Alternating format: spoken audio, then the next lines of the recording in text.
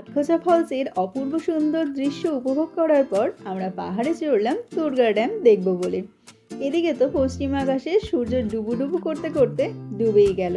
পাহাড়ের মাথায় দেখলাম যে রামসীতা মন্দির রয়েছে, তো সেখানে আমরা একটু ঠাকুর দর্শন করলাম আর তারপর নিচে নামলাম। আর তোমরা তো জানোই রাতের পাহাড় কতটা ভয়ঙ্কর, তাই আর দেরি করলাম না।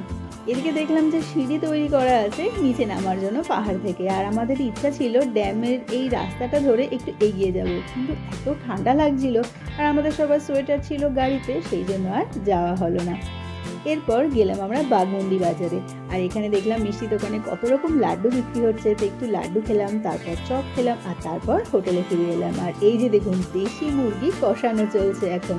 রান্নাটা করছে আমার বন্ধুর হাজব্যান্ড সুমন, আর রান্নাটা কিন্তু দারুণ হয়েছিল। রাতে এইটা দিয়ে জমিয়ে ডিনার করলাম সবাই মিলে।